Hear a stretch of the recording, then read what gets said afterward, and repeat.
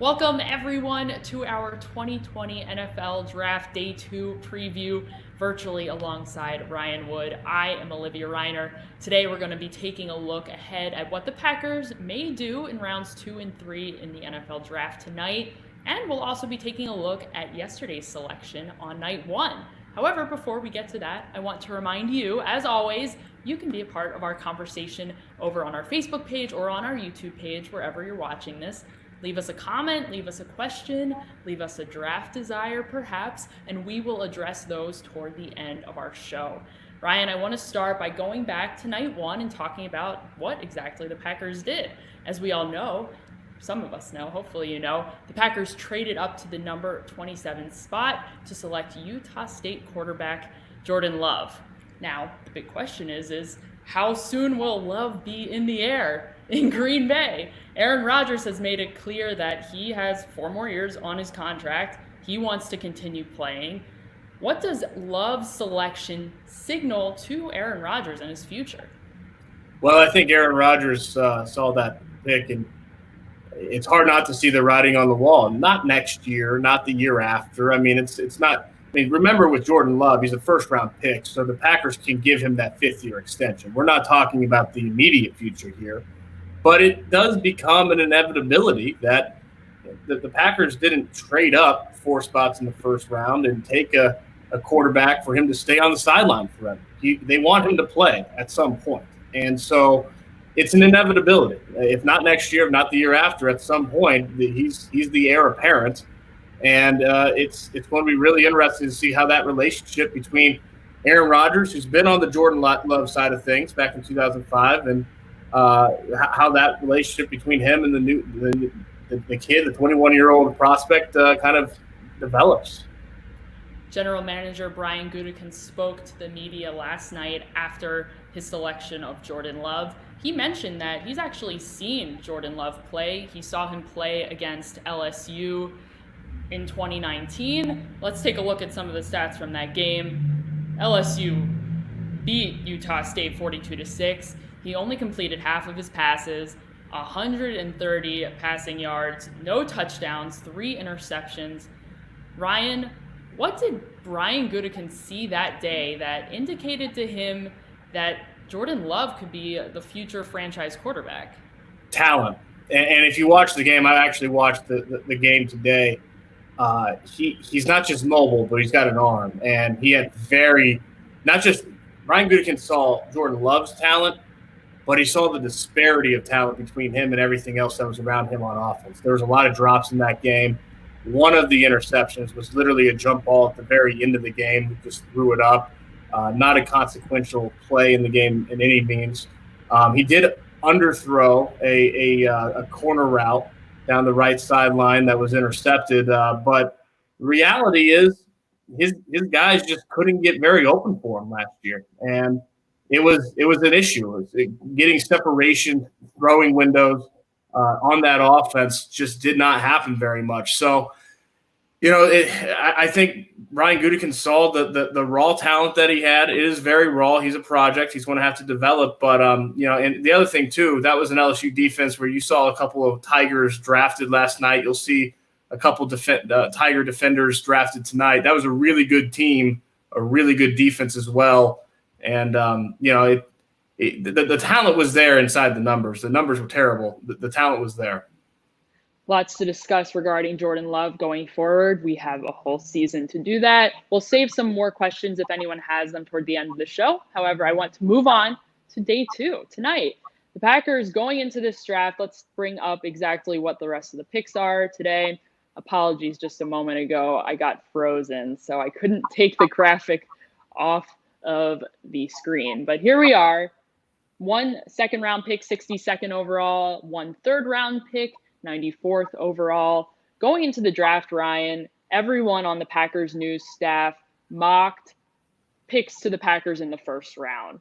We focused primarily on what their immediate needs were. Brian Gutekunst obviously had a different plan in mind. He ended up going for what he considered the best player available, regardless of short-term need. So going into the draft, we mocked players like an offensive tackle to the Packers, A few of us also chose inside linebackers, perhaps trading up to get inside linebacker Kenneth Murray, acquiring somehow Patrick Queen at some point. However, that obviously didn't happen. With those positions in mind, which position is of utmost importance in round 2 of the draft tonight for the Packers? Receiver. I mean, at some point, you would think round 2. Aaron Rodgers does need some weapons because he is going to be the quarterback for the foreseeable future. And you've got to pad out the offense around him with more playmaking. And there just wasn't enough outside of Devontae Adams and Aaron Jones last year. You need more playmaking on that offense. So I would say receiver. And if last night, by Brian Gutekunst's own admission, was about the long-term plan, and that's what Jordan Love is a long-term decision, it now shifts. His mind shifts tracks to the short term. And that's what tonight will be about. Really, the rest of this draft will be about the short term. He took care of the long term, and now it's about how can you get better in 2020 and get a 13-3 team that was on the doorstep of the Super Bowl over that last hurdle and finally pass that NFC Championship round. Let's dive in a little bit closer into the second round. Ryan, over on PackersNews.com, you completed a round 2 mock draft and selected wide receiver KJ Hamler out of Penn State as a potential target for the Packers in round 2. Why Hamler? Speedster, slot guy. Yeah, I was tempted with how the round fell in my mock to go with Brian Edwards out of South Carolina. It wouldn't surprise me, primarily because Brian Edwards is 6'2.5", 215, a real physical receiver. And if we know anything about Brian Gutekunst in the receiver position, is that he likes his big targets. He likes his physicality at that position. And until he proves otherwise, it's kind of tempting to just kind of figure that he'll go with that type of a receiver. The reality, though, is that this offense has got to have a slot guy, and they need more speed in the middle of the field. If you can get a Hamler, a guy who's got great speed, not a perfect prospect. He's undersized, only $175, $180, 5'9", not a big guy, and he's got inconsistent hands. That's the big question about him coming into this draft is can he shore up his hands and be a more consistent pass catcher? But, boy, that speed in the middle of the field is something that this Matt LaFleur scheme could really, really use. So that's why I had them taking KJ Hamler out of Penn State. We'll see how it goes. It's going to be really interesting, especially with the receiver position. If there's a run early in the second round, giving up that fourth-round pick to trade up to get Jordan Love makes it a lot more difficult for the Packers now to go up in the second round if that receiver run does happen. So they're kind of stuck with where they're at, or certainly in the vicinity of where they're at. So keep an eye on that. If there's a receiver run early in the second round, that's not going to be beneficial for the Packers. Wide receiver, a potential target there in round 2 with the Packers' second overall pick in the draft. Okay, now moving on to round 3. What should the Packers look in round 3 as a potential target to draft? Yeah, it's probably a best players available scenario amongst whatever need they don't address tonight. They're going to in the second round. You would think maybe receiver if they go with an inside linebacker in the second round, or a tackle in the second round, or even a corner or defensive lineman. Well, that's one need off the board. You move on to the next best, the best player available at the next need, to make sure you get your value. That's what the draft is all about, is marrying the value in terms of talent with the needs on your roster. So whatever that may be, it'll work in concert with whatever they do in the second round. Ryan, you mentioned earlier, just moments ago, about possibly there being a run on receivers early in the second round of the draft. Brian Gutekunst felt strongly when we talked to him before the draft started that he could move around into areas of the draft that he felt were stronger, especially for receivers. In round 2, the depth there could be really of interest to Brian Gutekunst. How likely is it that he moves around at all today? Today, not as likely as tomorrow. They got 3 picks in the 6th round, so getting back into the 4th should be feasible at some point. If they really like the value there, if they really have the need or feel the need to get back in the 4th, they have some ammunition in the late rounds with picks to be able to do that. But they don't do much in terms of moving up in the 2nd or 3rd round. So I think you're probably going to see the Packers stay put at both of their picks tonight. And certainly if they have any wiggle room at all, it's not going to be much. Awesome. All right. Well, let's move on to some of your questions over on our Facebook page. Thank you all for joining us. Lots of you in here getting ready for a big event tonight. I'll start here with Todd. Todd said that he would love to see the Packers get linebacker from Wisconsin, Zach Vaughn. How likely is it that the Packers would have any interest in Vaughn? If he's there at 62, it'd be pretty good value. I just don't see any way that he's going to be there at 62. I think he goes in the top half of the second round. He's just such a versatile playmaker on the defensive side. You can line him up on the edge. You can drop him off the ball. He can defend the run. He can cover.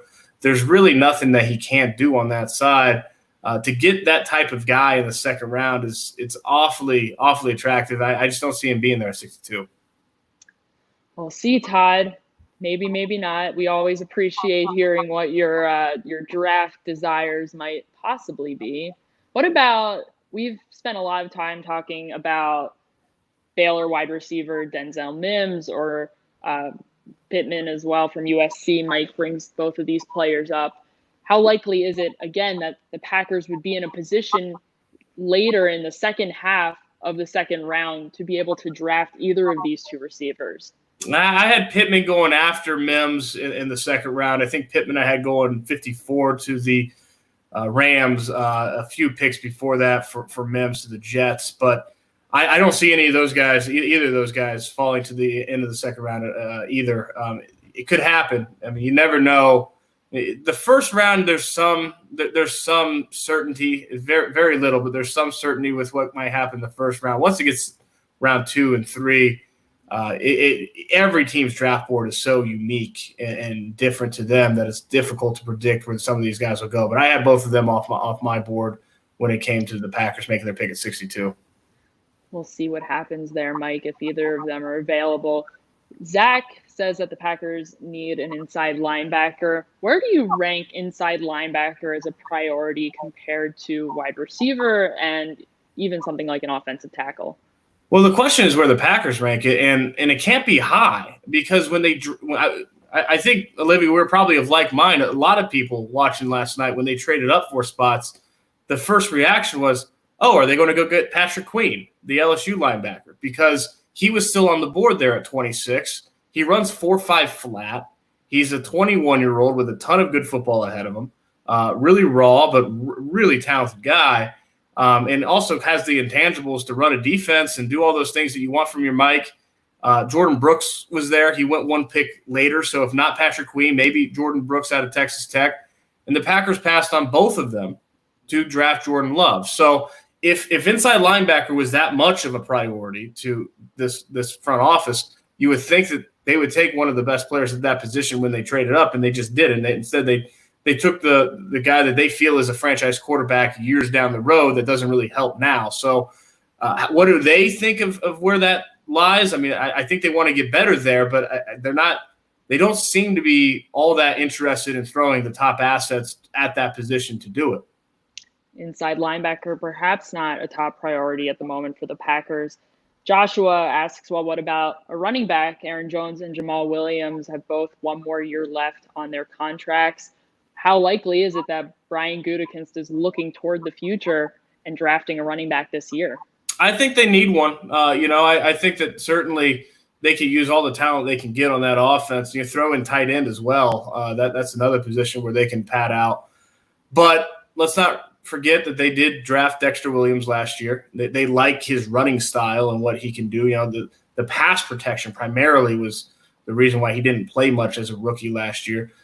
He is a 6th-round pick, so there's some development that he needs to do. But it's possible that they could see Dexter Williams as a potential number 3 guy for this fall and not feel the need, especially if the value isn't there, to go and get a running back. But they do need to find, whether it's Dexter Williams or someone they draft tonight or tomorrow, they do need a 3rd running back just to kind of, you look at Aaron Jones and Jamal Williams last year, they played more than 95% of the snaps on the season.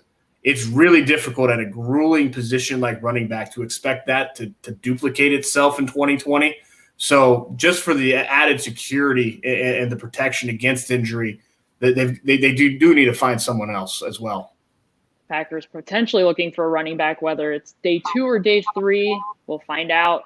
We already mentioned, Ryan, talking about your mock draft that you did of round 2. You took Penn State wide receiver KJ Hamler to the Packers with their second pick in this draft. Brian asks, of these 3 different receivers, of KJ Hamler, USC Michael Pittman Jr., or Colorado Laviska Shenault, who of those 3 receivers that could potentially be available to the Packers in the second round would be the best fit? If you're asking scheme and position wise, probably Hamler, because he's a natural slot guy. But I don't think that the Packers honestly look at it that way. I think they want their receivers to be able to play every position and to be able to do everything. We know that Brian Gutekunst likes his big targets, his physical receivers.